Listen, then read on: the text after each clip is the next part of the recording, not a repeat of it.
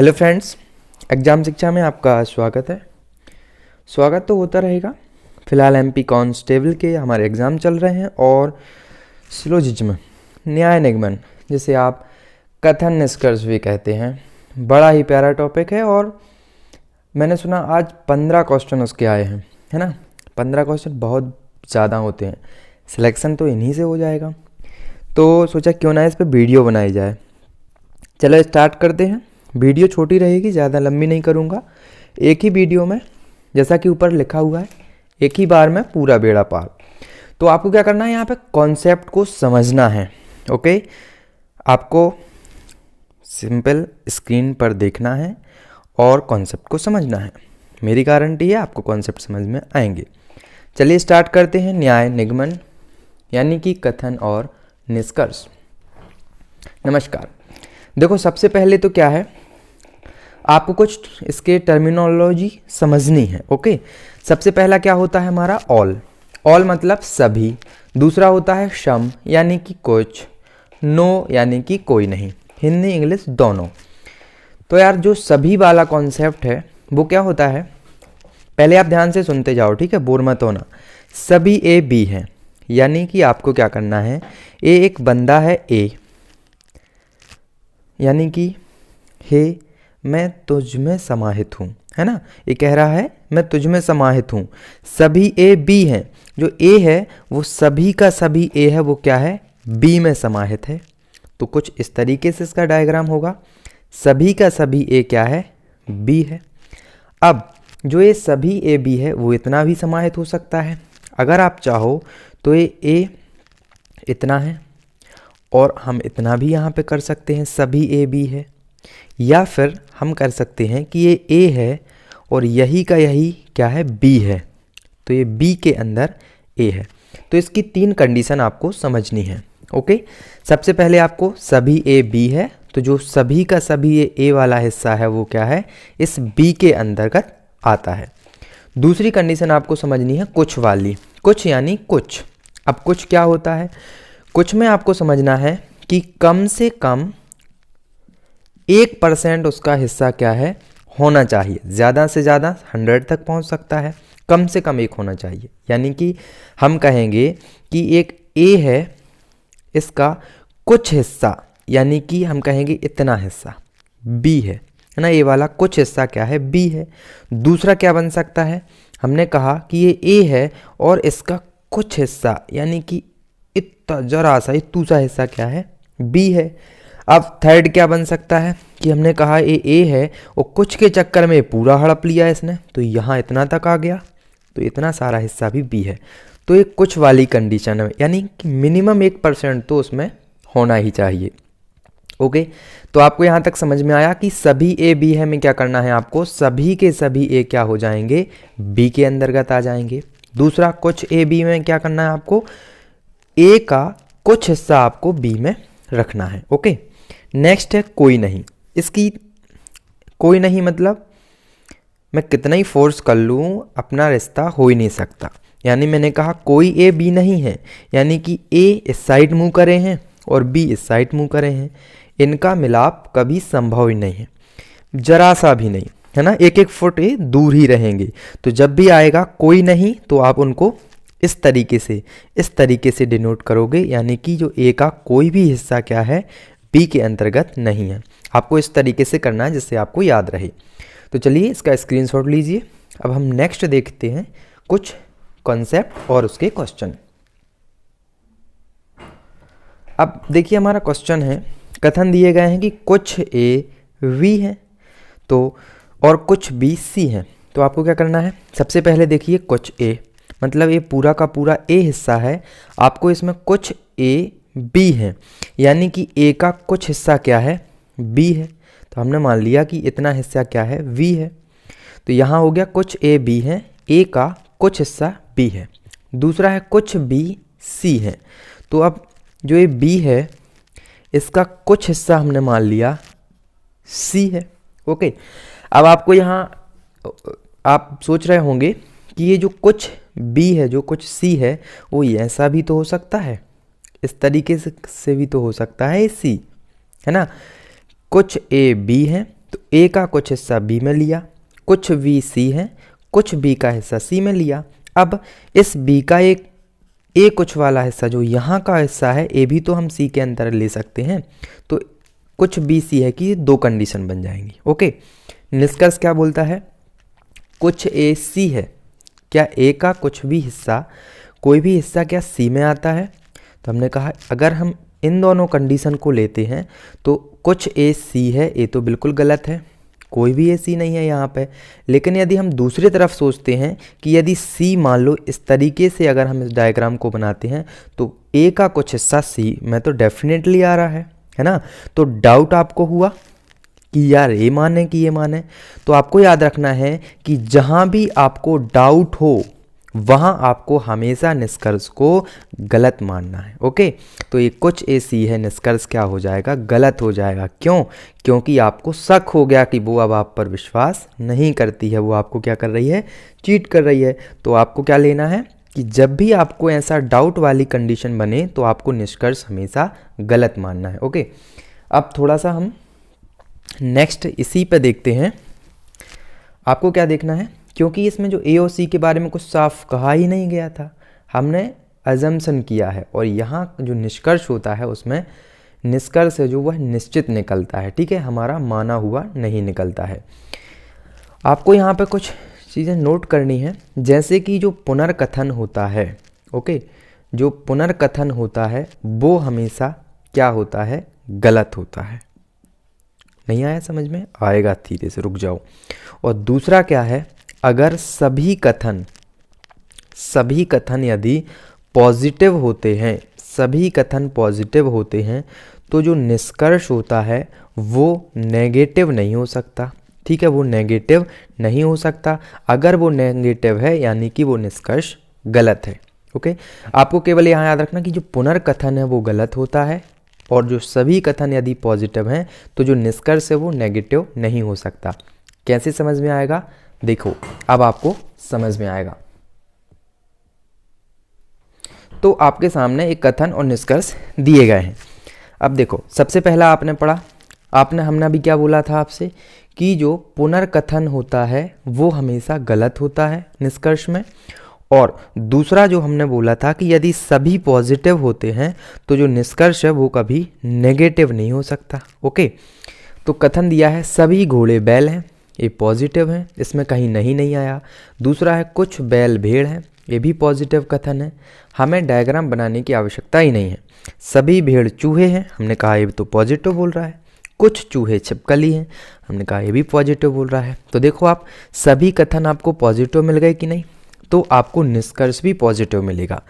पहला क्वेश्चन है, निष्कर्ष है कोई चूहा घोड़ा नहीं है। अरे वाह, यहाँ पे नहीं मिल गया। हमने कहा कि पूरे पॉजिटिव हैं, तो निष्कर्ष नहीं में कैसे मिल गया? तो ये तो गलत है, तो हम आंख बंद करके इसको गलत मान लेंगे, तो ये निष्कर्ष तो गलत ही होगा। दूसरा, हमने कहा था कि जो पुनर्कथन होता है वो हमेशा गलत होता है। इसका क्या मतलब हुआ?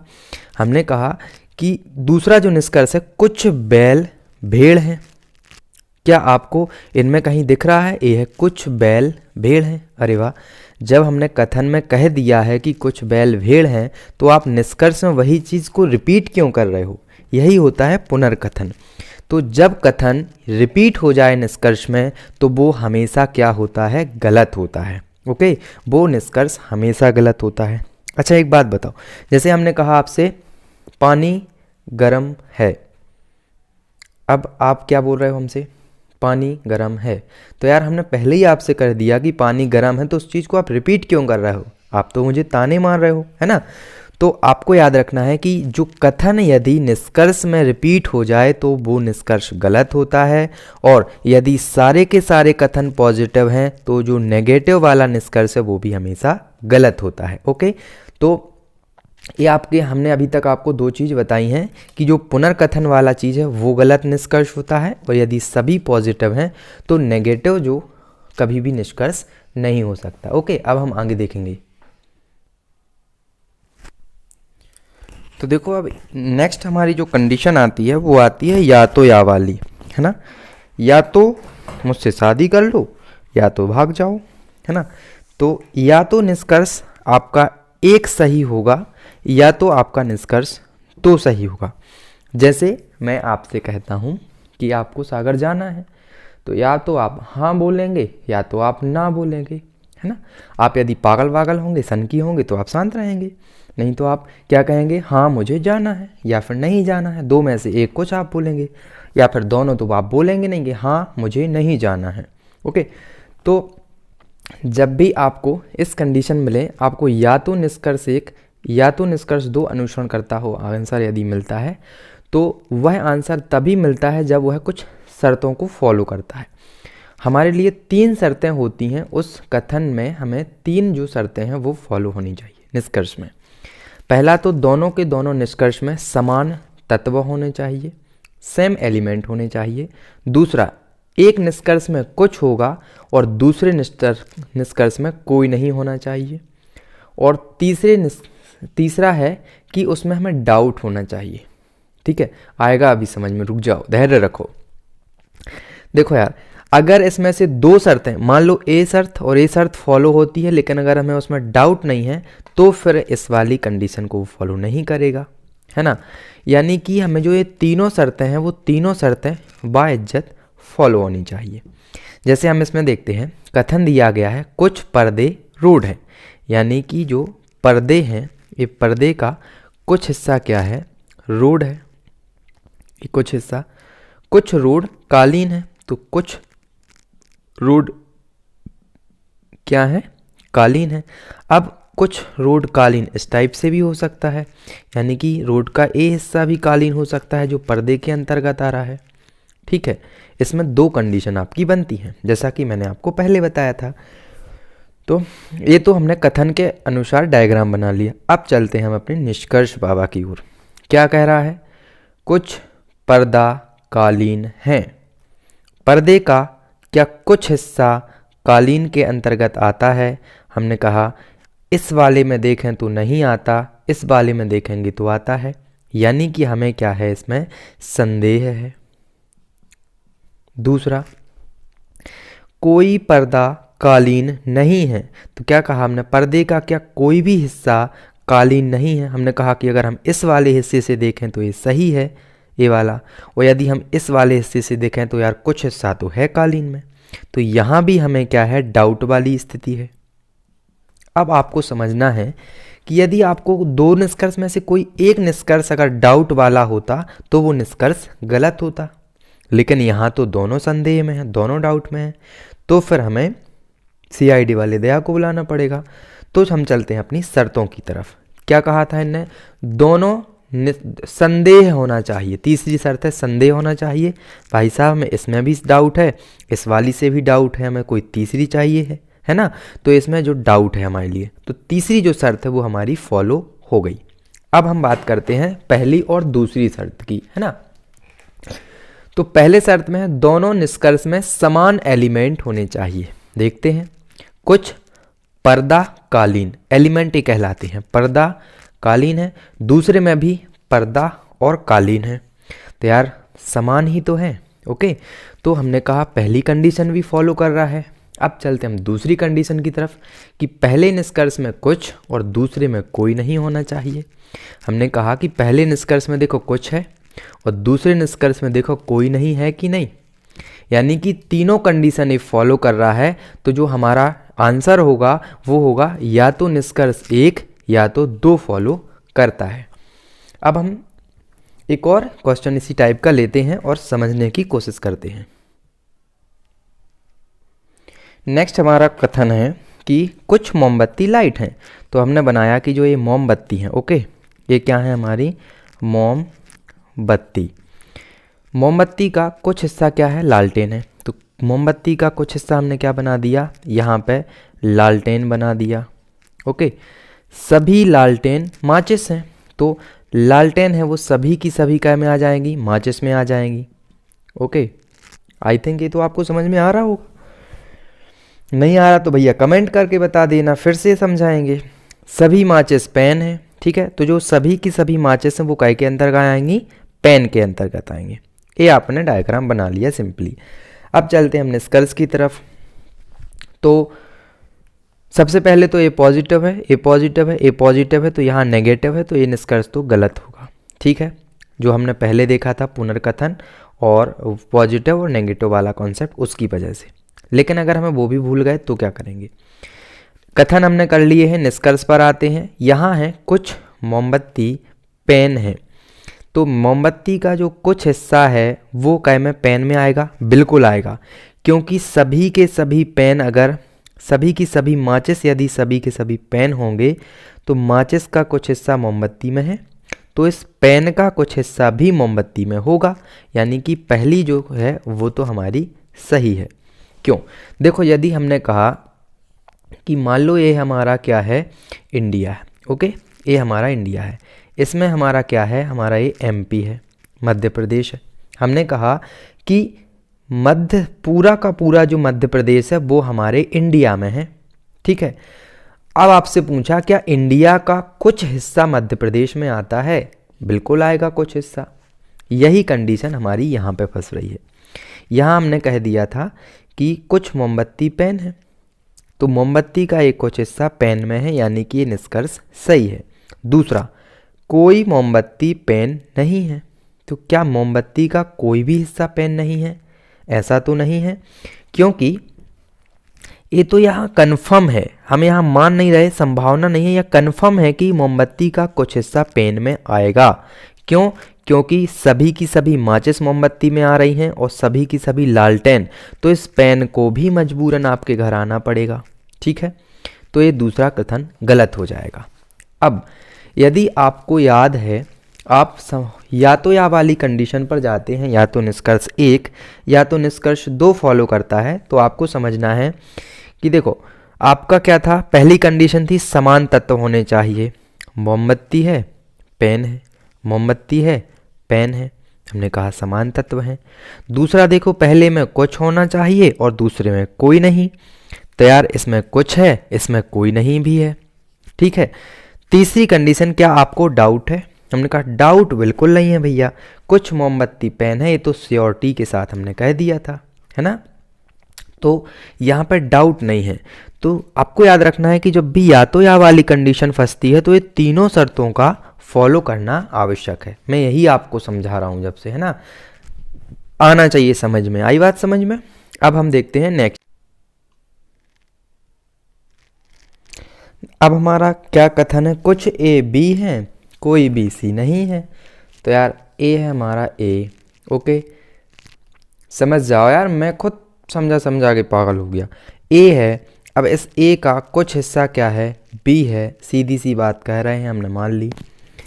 अब उन्होंने कहा कोई भी बी सी नहीं है, यानी ये बी है, हमने बताया था नहीं, यहाँ से दुश्मनी है इनकी 2-2 फुट की, इसे, या जो बी है हमने कहा वो कोई भी बी सी नहीं है, यानी कि ये सी है, वो ये सी तो नहीं हो सकता, बी का सी, लेकिन सी इतना तो हो सकता है ना, इतना तो ये आ सकता है, सी यहाँ तो आ सकता है। 2 कंडीशन बनेंगी। ठीक है, कोई ए सी नहीं है, ए का क्या कोई भी हिस्सा सी नहीं है। अगर हम इस वाले चित्र से देखें तो हमें डाउट है, मतलब ए है कि ठीक है कोई ए सी नहीं है, लेकिन अगर हम इस वाले डायग्राम से देखें तो ए तो सी में आ रहा है कुछ ना कुछ, तो यहाँ पे हमें डाउट है। अगर डाउट है तो वो गलत है।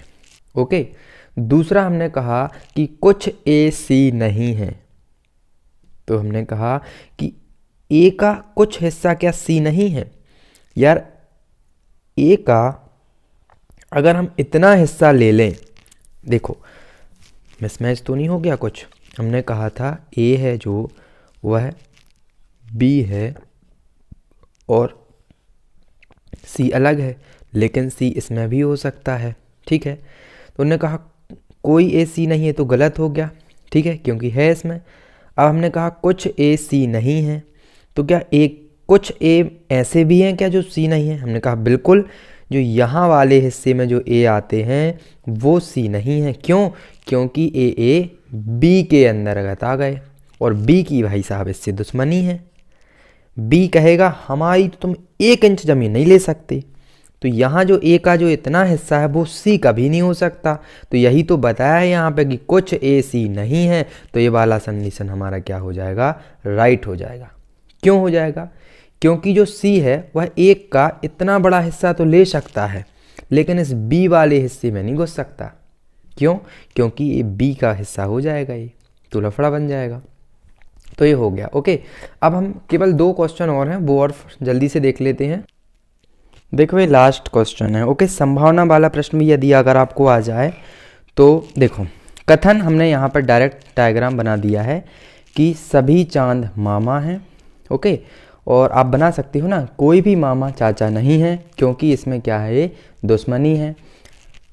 लेकिन चाची का स्पष्ट नहीं बोला है कि चाची क्या है, वो मामा हो सकती हैं या नहीं। ओके, तो 3 निष्कर्ष आपको दिए गए हैं, आपको देखना है कौन सा सही हो सकता है। हमने कहा कोई चांद चाची नहीं है, ठीक है, तो क्या चांद सा रोशन चेहरा, कोई चांद चाची नहीं है, तो चांद है, ए है चांद, इस चांद का क्या कोई भी हिस्सा चाची नहीं है।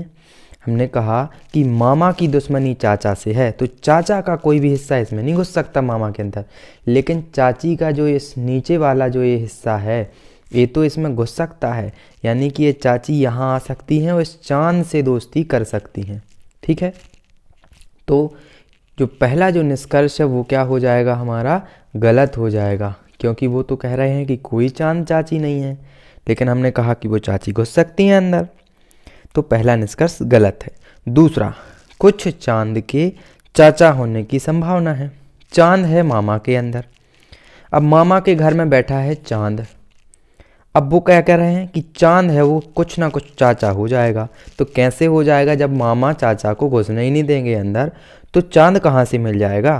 तो इसमें पूछा है कुछ चांद के चाचा होने की संभावना है क्या, तो यार चांद चाचा कभी नहीं हो सकता, क्योंकि मामा और चाचा की फंसी है और मामा के अंदर बैठा है चांद, तो ये संभावना भी गलत हो जाएगी। नेक्स्ट है कुछ मामा के चाची होने की संभावना है। देखो यार, मामा की चाची से चाचा से तो बनती नहीं है, लेकिन हमने ये तो नहीं कहा कि चाची से नहीं बनती, इतनी चाची से नहीं बनती, लेकिन बाकी की जो इतनी है ना, ये तो चाची से बनती होगी, है ना, चाची मामा का चलता होगा। तो जो ये है ना, कुछ मामा के चाची होने की संभावना, बिल्कुल संभावना है। ओके, तो आपने जो यहाँ पे संभावना वाला देखा ना, तो ये हो सकता है। ओके, तो यहाँ पे कथन और निष्कर्ष के इतने ही कॉन्सेप्ट थे। अब आपको क्या करना है, कोई भी एक बुक उठाना है। क्या करना है, कोई भी एक बुक लेना है, चाहे वो आप बुक लूसेंट की उठा लो, चाहे वो मास्टर रीजनिंग आती है, चाहे आप PYQ से उठाओ, और उन क्वेश्चंस की 30 से 40 मिनट अच्छी सी प्रैक्टिस करनी है। आपको जो इस सिलोजिज्म जिसको आप कथन निष्कर्ष कहते हो वो क्या हो जाएगा, कंप्लीट हो जाएगा, है ना। देखो यार, वीडियो अच्छी लगी हो तो वीडियो को आप क्या करना है, लाइक करना है। ओके, शेयर भी आप कर सकते हो यदि आप करना चाहते हो, और लेकिन चैनल को है सब्सक्राइब कर दो। क्यों, क्योंकि चैनल अभी नया है ना, तो सभी के पास वीडियो पहुंचने में थोड़ा सा टाइम लगेगा, तो आप लोगों को वीडियो पहुंचानी है। ओके, लाइक करना है नहीं करना है वो आप देखो, अगर आपको समझ में आया है तो लाइक करो।